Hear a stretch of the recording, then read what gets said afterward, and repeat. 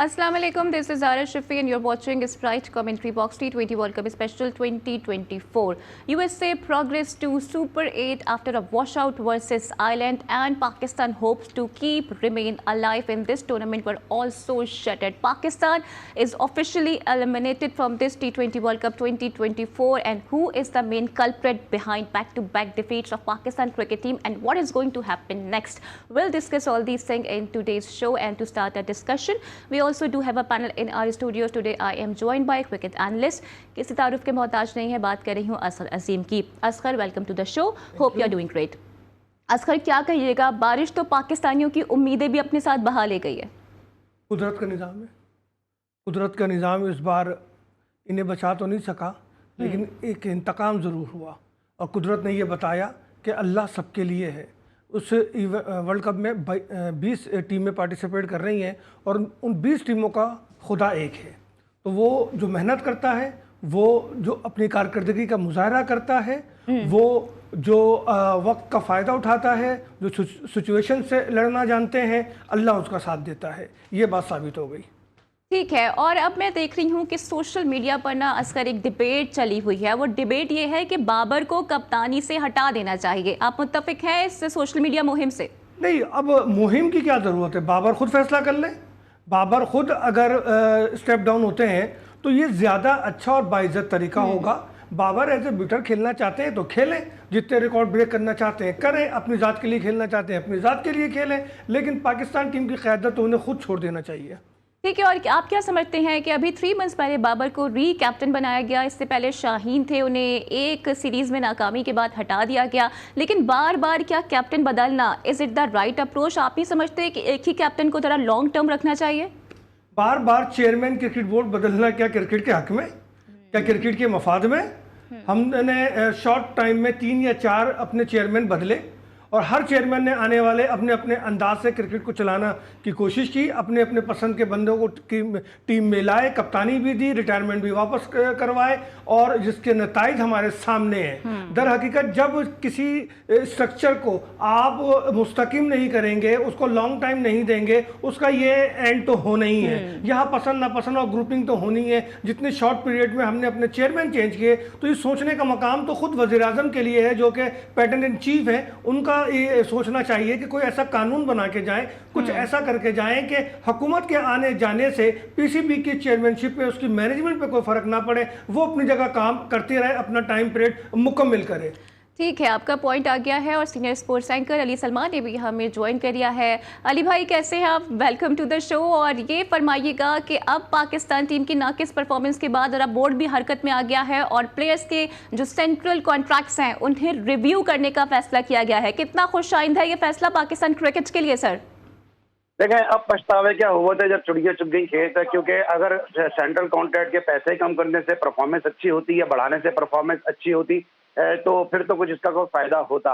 लेकिन अब पूरी कौम इस वक्त उदास है, मायूसी का शिकार है, पूरी कौम इस वक्त जो है वो गमगीन है. तो अब जो है इस तरह की हरकतों को कोई फायदा नहीं है, क्योंकि आज जो भी कुछ पाकिस्तान क्रिकेट के हालात है उनका तमाम तरह का जिम्मेदार खुद पाकिस्तान क्रिकेट बोर्ड है, क्योंकि उसी ने टीम में सियासत के बीज बोए, उसी ने प्लेयर्स एक दूसरे से लड़ाया, उसी ने ही आपस में जो है वो कप्तानी का म्यूजिकल चेयर का गेम खेला. तब ये सारी चीजें जो ये सिर्फ कॉस्मेटिक सर्जरी है. जब तक आप अपनी मेरिट का सिस्टम अच्छा नहीं करेंगे, जब तक आप अपने डोमेस्टिक क्रिकेट को अच्छा नहीं करेंगे, जब तक आप पीएसएल से प्लेयर्स को लेना शुरू नहीं करेंगे, आप प्लेयर्स को लेते रहेंगे, काजम ट्रॉफी से प्लेयर्स को लेना शुरू नहीं करेंगे, जब तक जो है वो आप चाहे कॉन्ट्रैक्ट में पैसे बढ़ाएं या कम करें, इसका कोई फायदा नहीं. अच्छा, ये बताइएगा कि मोहम्मद हफीज़ ने भी एक ट्वीट किया है, बकरों के मोजीज़ को उन्होंने इस्तेमाल किया है. वो कह रहे हैं कि बकरों की कुर्बानी का वक्त आ गया है. साथ साथ वो ये भी कहते हैं कि जो हमारे आला उहदेदार हैं वो क्रेडिट तो लेते हैं लेकिन जिम्मेदारी का मुजाहिरा नहीं करते हैं. किसकी तरफ इशारा कर रहे हैं? देखिए, बकरों की कुर्बानी का तो वक्त जब आता है जब आप कुर्बानी का बकरा बनाते हैं. तो पाकिस्तान क्रिकेट टीम में तो पहले कुर्बानी के बकरे बनाए जाते हैं कि किससे परफॉर्मेंस लेनी है और किससे परफॉर्मेंस नहीं लेनी है. ये जो है परफॉर्मेंस लेना ना लेना ये सब कप्तान के हाथ में होता है. आपने देखा कि नसीम ने आउट किया, उसको चेंज किया, फिर नसीम को लाए, नसीम ने आउट किया, फिर उसको चेंज किया, फिर नसीम ने आउट किया, फिर उसको लाए, उसने आउट किया, फिर उसको चेंज किया. तो जब आपने जिससे परफॉर्मेंस नहीं लेनी होती आप उसके साथ कुछ इसी तरह का करते हैं. आपने देखा इफ्तिखार को नंबर 7 पे खिला के शादाब को बैट्समैन बनाने की कोशिश में उसका कैरियर इन्होंने खराब कर दिया. आजम खान को इन्होंने कुर्बानी का बकरा बनाया, आजम खान को इन्होंने नंबर 6 पे खिलाया। कौन सी दुनिया में क्रिकेट टीम होगी, कौन सा दुनिया में कोच होगा, कौन सा कप्तान होगा जो एक बॉलर को नंबर 5 पे खिला रहा होगा, और जो जेन्युइन बैट्समैन जिसको आप लेके गए उनको आप 5 पे और 6 पे खिला रहे होंगे। खुद आप 15 ओवर खेलते हैं और उनको बोलते हैं आप आके छक्के मारे। यही अहमद शहजाद ने बोला कि आपको तो प्लेयर चाहिए नहीं है, आपको तो टीम के अंदर टुल्ले चाहिए जो आए और छक्के मारे और आपके जो 15 ओवर आप जो गुजारते हैं पिच के ऊपर उसको वो कवर कर जाएं। और असगर, जैसे कि आप अली सलमान की बात भी सुन रहे हैं, उन्होंने अहमद शहजाद का भी हवाला दिया है, तो अहमद शहजाद तो ये भी कह रही हैं कि बाबर समेत 6 से 8 अफराद पर मुश्तमिल एक टोला है, अब उसके एहतसाब का वक्त आ गया है। किस टोले की तरफ ये इशारा है असगर? देखिए, अहमद शहजाद का इशारा यकीनन उस टोले ही की तरफ है जो कि सरफराज के बाद परवान चढ़ा और जिसको मुख्तलिफ चेयरमैन और मुख्तलिफ सिलेक्शन कमेटियाँ सपोर्ट करती रहीं। अब इस टोले में तो ये भी कहा गया है अहमद शहजाद की तरफ से कि रिजवान और बाबर हमेशा अपने लिए खेलते रहे, अपने रिकॉर्ड और अपनी ज़ात के लिए खेलते रहे। अदाद शुमार देखें, मैच की परफॉर्मेंस देखें तो वो नज़र भी आता है कि ज़्यादातर इनकी इनिंग जो है इनकी अपनी ज़ात के लिए है। और वो ये भी कह रहे हैं कि जी 8 लड़के कम अज़ कम चेंज होने चाहिए। अब इसमें देखें, चेंजिंग में तो वो बाबर को भी शामिल कर रहे हैं, चेंजिंग में उन्होंने शादाब को भी शामिल किया, चेंजिंग में उन्होंने आज़म खान को शामिल किया, उन्होंने उस्मान को भी शामिल किया, उन्होंने अम्माद वसीम को भी शामिल किया और दीगर कई लड़के हैं जिनको वो चाहते हैं, हारिस को भी वो शामिल कर रहे हैं कि इन तमाम लड़कों को चेंज होना चाहिए। मैं भी ये बात को एग्री करता हूँ कि टीम में चेंजिंग होनी चाहिए, लेकिन क्या हमारा डोमेस्टिक स्ट्रक्चर इस काबिल है कि हम एक साथ 7-8 लड़के को माइनस करके नए लड़के लाएं और सिर्फ 6 महीने बाद 7 महीने के बाद जो चैंपियंस ट्रॉफी होने जा रही है हम उसकी तैयारी कर सकें? हमें बहुत कुछ सोचना है, हमें बहुत कुछ देखना है। कुर्बानी अगर शुरू होनी है तो मेरा ख्याल है कि चेयरमैन से ही शुरू हो। कुर्बानी अगर शुरू होनी है तो क्या वजीर आजम साहब आप में इतनी जरूरत है कि मोहसिन नकवी से वर्ल्ड कप का हिसाब मांग सके, वर्ल्ड कप की रिपोर्ट मांग सके, वर्ल्ड कप का एहतसाब कर सके? आप में इतनी जरूरत ही नहीं है,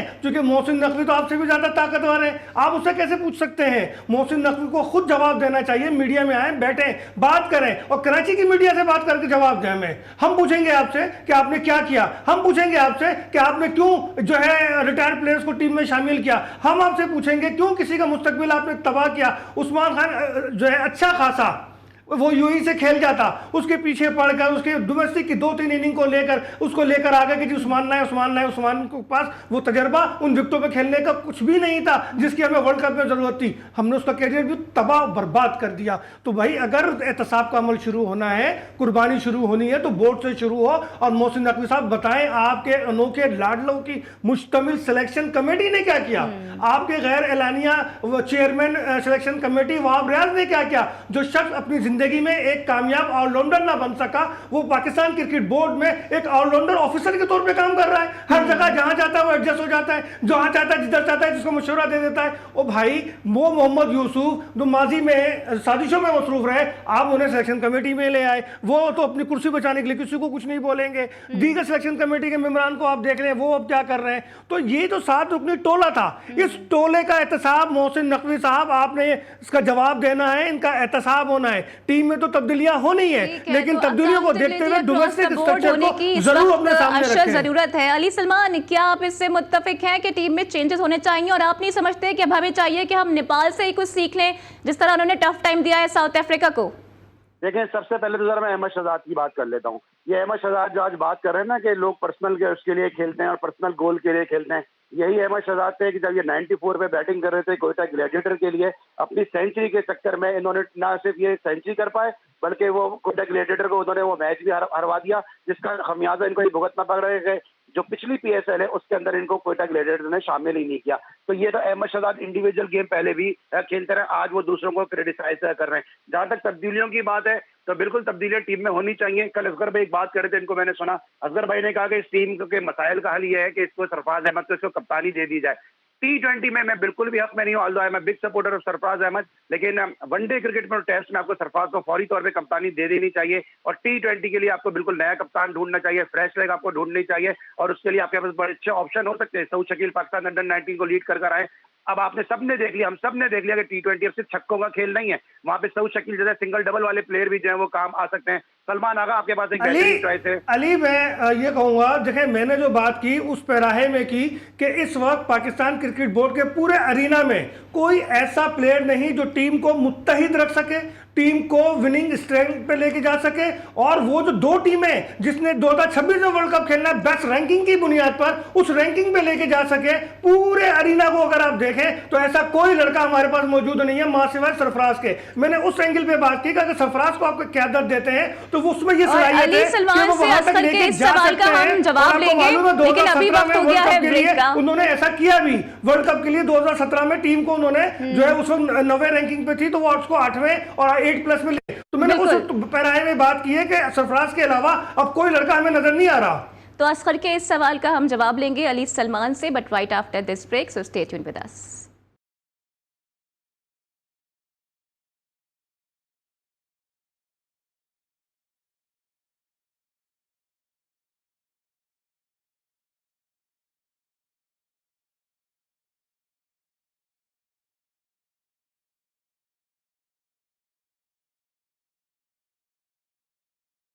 welcome to Sprite commentary box T20 world cup special 2024। और ब्रेक से पहले हम यही बात कर रहे थे कि पाकिस्तान की बैक टू बैक डिफीट्स की वजूहात क्या हैं, और असगर की जानिब से अली सलमान से एक क्वेश्चन भी किया गया था, पहले उसका जवाब ले लेते हैं। So over to you Asgar. Ali भाई लाइन पर हैं आप? अली भाई? जी जी सर, सुन रहा हूँ मैं आपको। अली भाई, मैंने ये कहा कि सरफराज की बात मैंने इसलिए की थी कि हमें अपने पूरे डोमेस्टिक स्ट्रक्चर में या अपने अरीना में क्रिकेट के कोई ऐसा लड़का नज़र नहीं आता जो गैर मुतनाज़ा हो और टीम को मुत्तहिद कर सके, जीत की ट्रैक पे ला सके।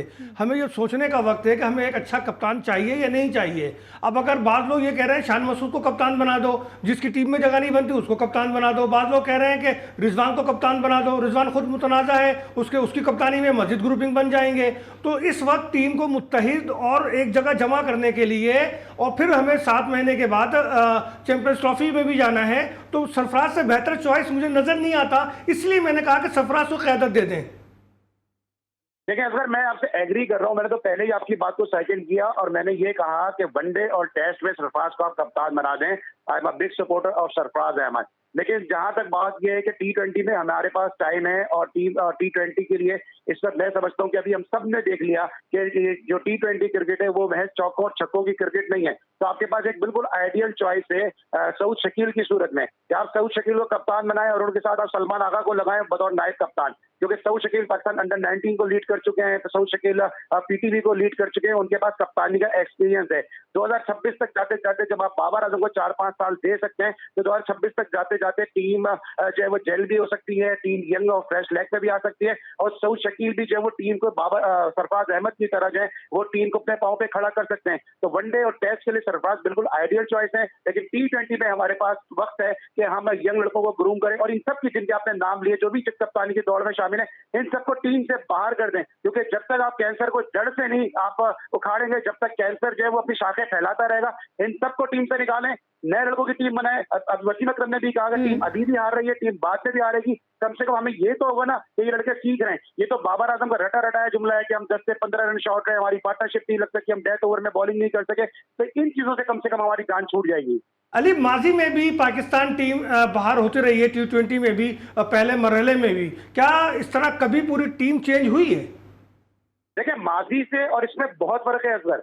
माजी में जब भी बाहर हुई है पाकिस्तान को क्वालिफाइंग राउंड के मैचेस नहीं खेलने पड़े। अभी जिल्लत का सवाल यह है कि पाकिस्तान को क्वालिफाइंग राउंड के मैचेस खेलने पड़ेंगे। जब माजी में टीम बाहर हुई है 99 के वर्ल्ड हो सकता है नहीं खेलना पड़े अली, क्योंकि 2 टीमें टॉप रैंकिंग पे भी जाएंगी। अगर हम अपनी रैंकिंग को बेहतर कर लें तो हम क्वालिफाइंग राउंड नहीं खेलेंगे।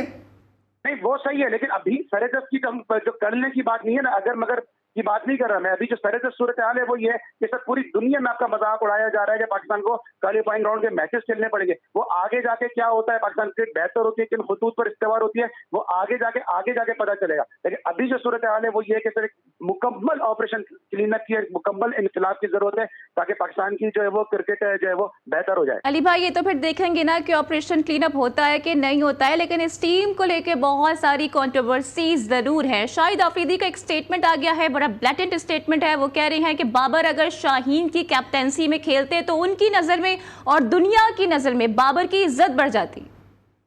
नहीं बिल्कुल सही है। उससे पहले मैं अगर इस तरफ आऊं, मैं असगर की बात का भी जवाब दे दूंगा। माजी में भी पाकिस्तान में देखें आयरलैंड से भी हारा है पाकिस्तान, बांग्लादेश से भी हारा है, लेकिन जब बांग्लादेश से पाकिस्तान हारा तो उसी टूर्नामेंट में पाकिस्तान 99 वर्ल्ड कप का फाइनल भी खेला। तो उससे बड़ा जो ये सिया दिन है कि पाकिस्तान इस वक्त इस कंडीशन में। दूसरी जगह आप बाबर की बात कर रही हैं और इसकी शाहीन की बात कर रही हैं, तो बाबर को कप्तानी देने वालों का फैसला गलत था, बाबर का कप्तानी लेने का फैसला गलत था, और यहीं से जो वो टीम में सियासत के बीच बोए गए, क्योंकि एक अहम मौके पे जब आपका कोच जो है वो 15 दिन पहले टीम को ज्वाइन करता है, कप्तान आपका बिल्कुल भी नाकारा, इस काबिल नहीं है कि उसको कप्तानी के गुर आते हो, कप्तानी उसको आर्ट आता हो, तो उसके बाद टीम से और टीम के अंदर जो है वो दोस्ती यारी का कल्चर हो, तो फिर आप इसी किस्म के नताइज की तवक्को रख सकते हैं जो हमारे सामने आए।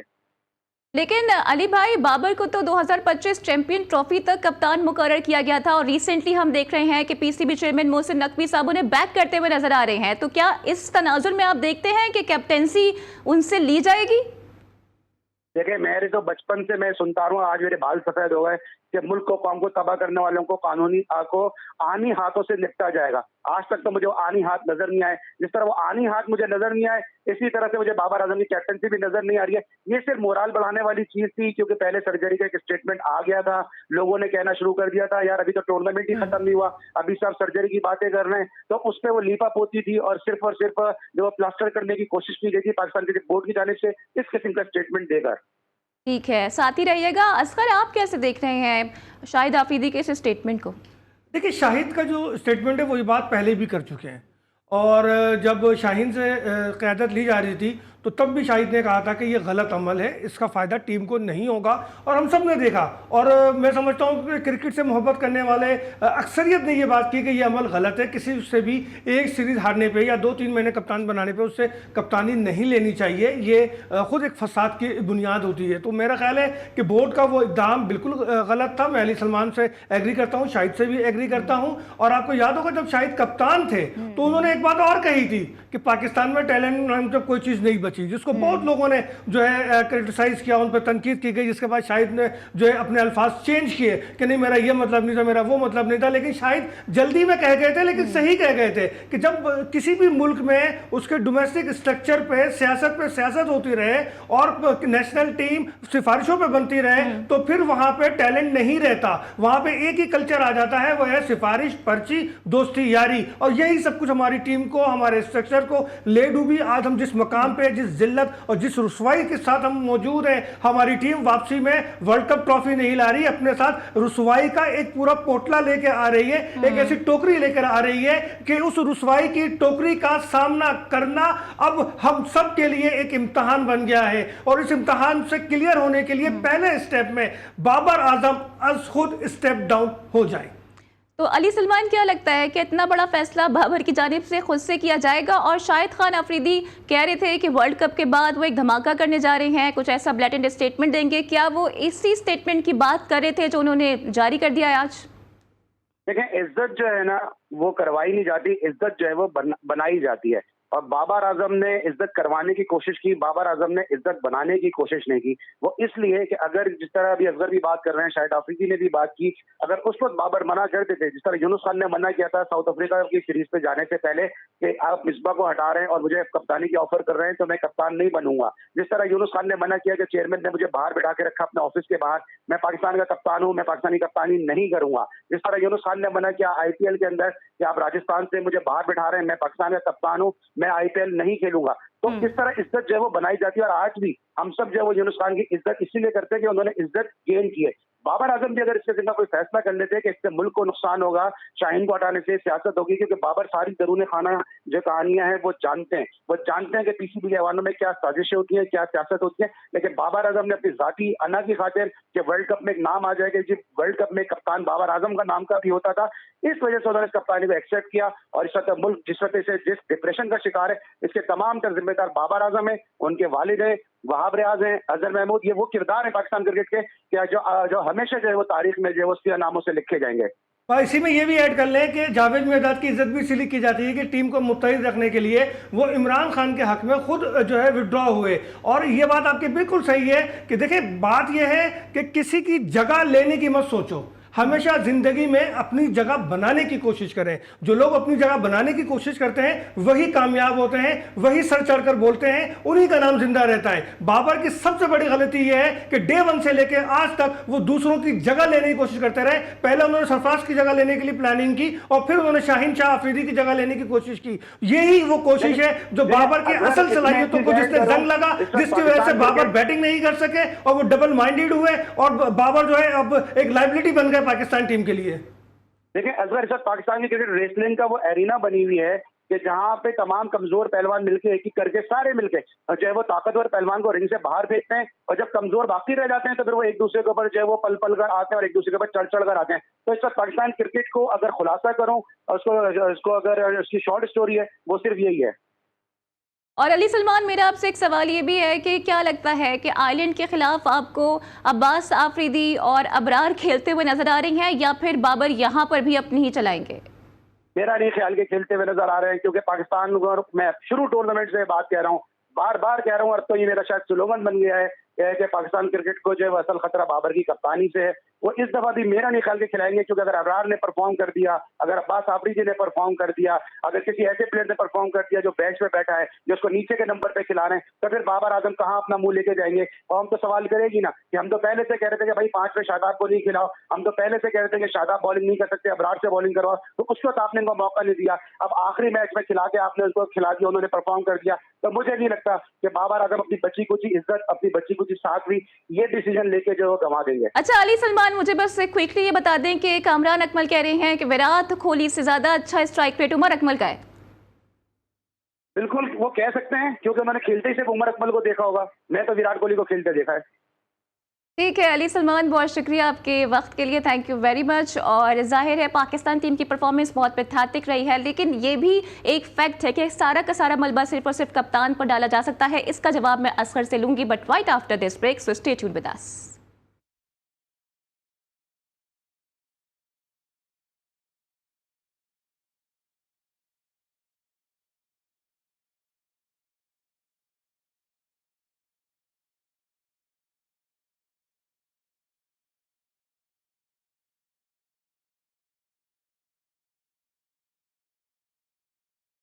Welcome back to Sprite commentary box T20 world cup special 2024। और जैसे कि ब्रेक से पहले हम यही बात कर रहे थे कि क्या बाबर आजम को वॉलंटरली स्टेप डाउन कर देना चाहिए, और क्या असगर ये ठीक है कि तमाम तर जिम्मेदारी शिकस्त की बाबर पर ही डाल दी जाए जैसे कि हमारे फॉर्मर क्रिकेटर्स कर रहे हैं? नहीं, बिल्कुल नहीं। मैंने हमेशा, आज भी मैंने शुरू में यही बात की कि जो लोग इसके ज़िम्मेदार हैं, जिन्होंने अपनी ज़िम्मेदारी ऐसा तरीके से अदा नहीं की, चूँकि ज़िम्मेदारी के लिए मैं हमेशा ये कहता हूँ कि वफ़ा के बग़ैर ज़िम्मेदारी बेमायनी है। अगर आपके अंदर वफ़ा है, अपने ओहदे से इंसाफ करने की सलाहियत है, तो आप वो ओहदा लें, वरना आप वो ओहदा ना लें।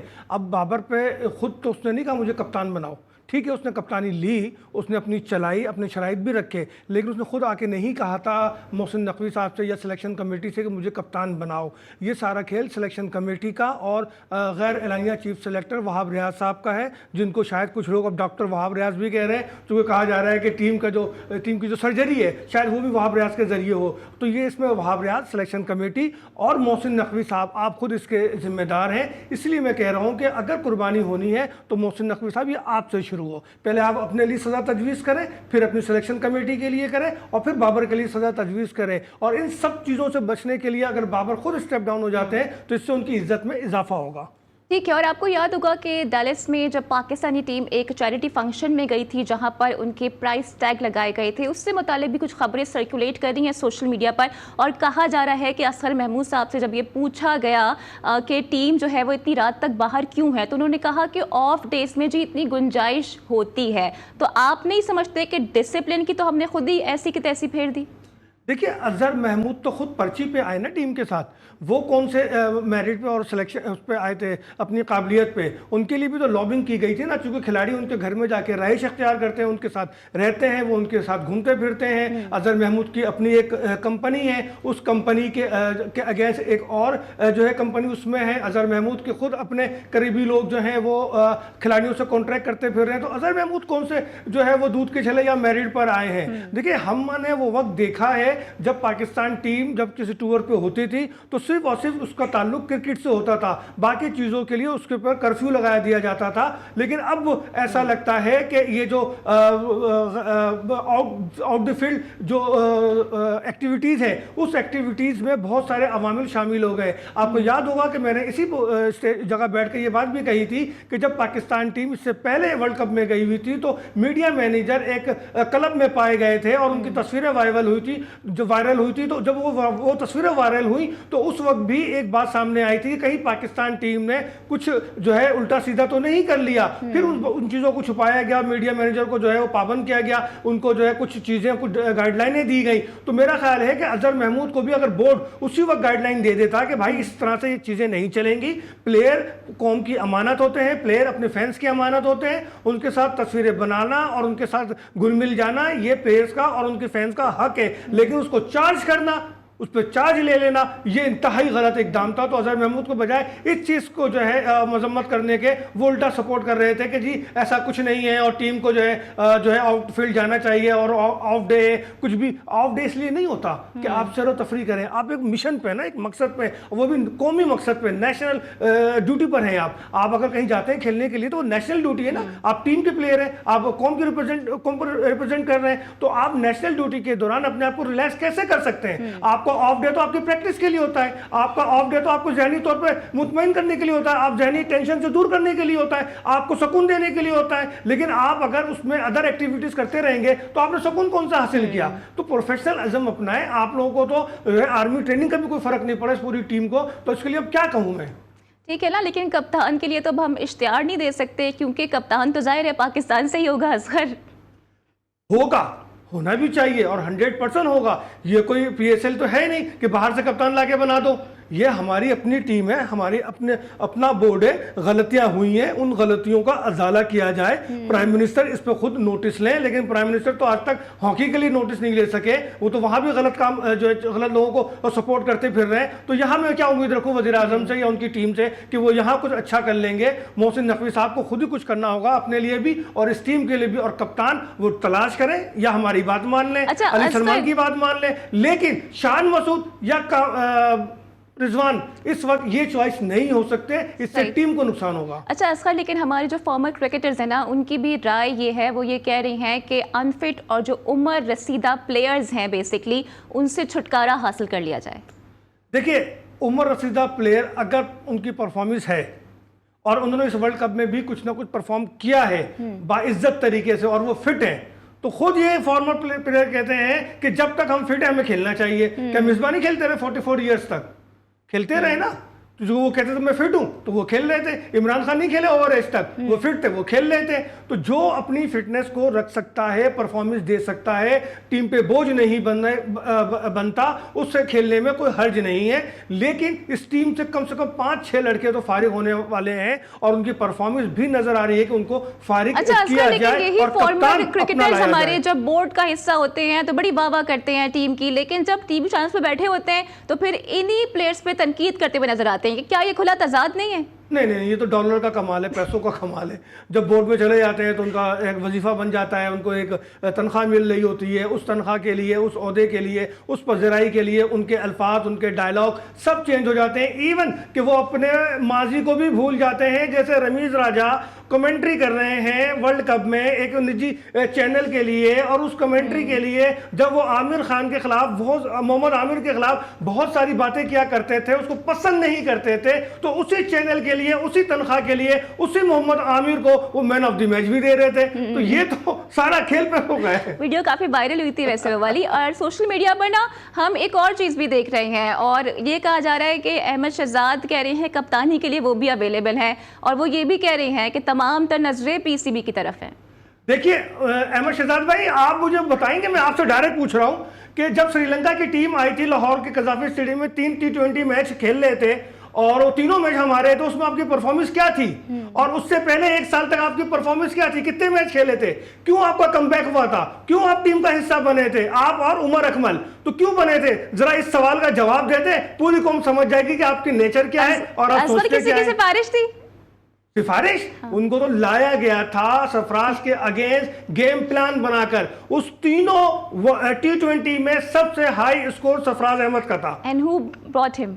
और सरफराज अहमद को वो जो है उन्होंने कप्तानी से फारिग कौन कर लाया दिया। था? कौन लाया था? हाँ। उस वक्त के चीफ सिलेक्टर का हाथ उसमें लगता है, जो कि वन मैन आर्मी थे, क्योंकि वो हेड कोच भी थे, वो चीफ सिलेक्टर भी थे और सब कुछ थे।